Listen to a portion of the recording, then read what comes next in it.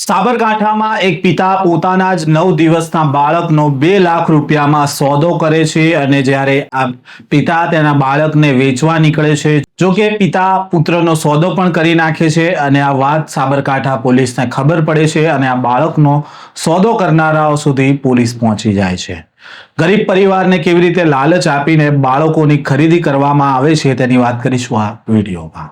વૈષ્ણવજન તો તેને કહીએ જે પીડ પરાઈ જાનાને રે. નમસ્કાર, નવજીવન ન્યૂઝમાં આપનું સ્વાગત છે. હું છું જયંત દાફડા.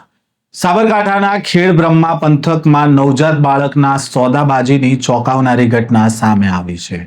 માત્ર 9 દિવસના માસૂમ બાળકને અમદાવાદના એક વ્યક્તિને 2 લાખ રૂપિયામાં વેચી દેવામાં આવે છે અને આ વાત સાબરકાંઠા પોલીસના ASTU વિભાગને ખબર પડે છે અને બાતમીના આધારે ઓપરેશન પાર પાડીને બાળકને વેચનાર પિતા અને ખરીદનાર સહિત કુલ 5 લોકોની ધરપકડ કરવામાં આવે છે. ખેડબ્રહ્માના પોળાઈ ગામના માલજી ઉર્ફે માલિયો ડાભી નવજાત બાળકોની તસ્કરીના નેટવર્કમાં સંડોવાયેલો છે અને આ બાતમીના આધારે પોલીસે મટોડા ગામ પાસેથી માલજીની અટકાયત કરી હતી અને પૂછપરછ હાથ ધરતા તેણે કબૂલાત કરી હતી કે અંદાજે 15 દિવસ પહેલા તેણે મેડી ગામના એક પરિવારના બાળકને અમદાવાદના પ્રમોદ નામના વ્યક્તિને 2 લાખ રૂપિયામાં વેચ્યું હતું અને આ ટોળકી ગરીબ પરિવારોને શોધીને તેમને પૈસાની લાલચ આપતી હતી અને બાળકોને ખરીદતી હતી. આ કિસ્સામાં બાળકના પિતા લક્ષ્મણ ડાભીને 2.5 લાખ જેટલી રકમ છે તે લાલચ આપીને આપવામાં આવી હતી અને તેના એજન્ટોએ બાળકોનો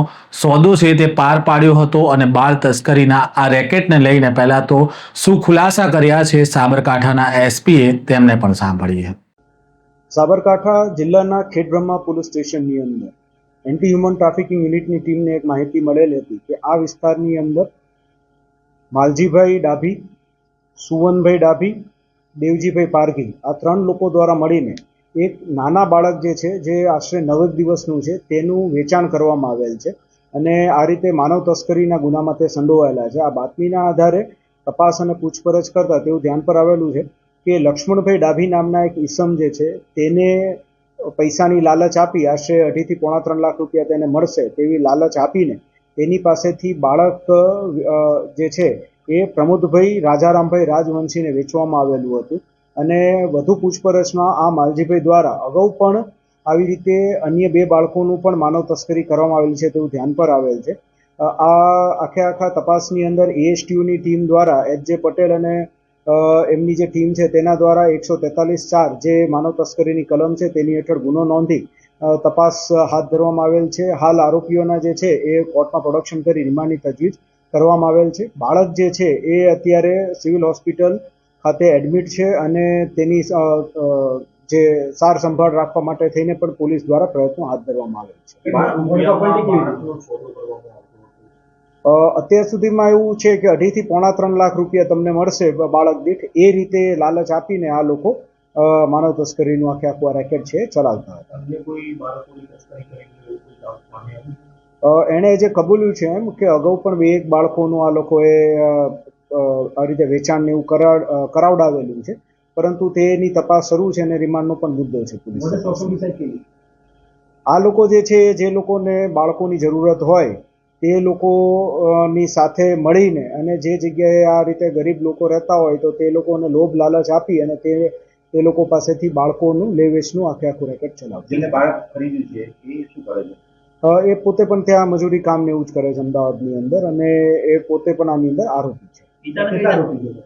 ટોટલ 5 આરોપી આપણે પકડ્યા છે અને એ સિવાય અન્ય મીડિયેટર્સના નામ જે છે એ ખોલીને આગળ તપાસ હાથ ધરવામાં. બાળકના ફાધરને જ આરોપી બનાવવામાં આવે છે.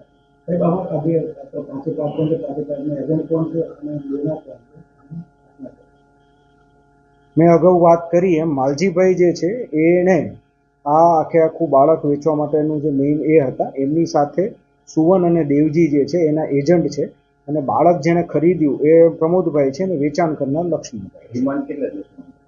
માગણી તો 15 દિવસની કરવામાં આવેલી છે. નામદાર કોર્ટ દ્વારા જે રિમાન્ડ આપવામાં આવશે એ મુજબ આગળ. પોલીસે બાળકને સફળતાપૂર્વક રિકવર કરી લીધું છે અને હાલ તેને અમદાવાદ સિવિલ હોસ્પિટલમાં પોલીસ જાપ્તા હેઠળ સારવાર આપવામાં આવી રહી છે. સાથે જ તમામ આરોપીઓને ખેડબ્રહ્મા કોર્ટમાં રજૂ કરી તેમના રિમાન્ડ મેળવવાની પ્રક્રિયા હાથ ધરવામાં આવી છે, જેથી આ રેકેટમાં અન્ય કેટલા મોટા માથાઓ છે તે મામલે પણ તપાસ કરી શકાય. આ પ્રકારના સમાચાર અહેવાલ સાથે ફરી મળીશું. નવજીવન ન્યૂઝ સાથે જોડાયેલા રહેજો.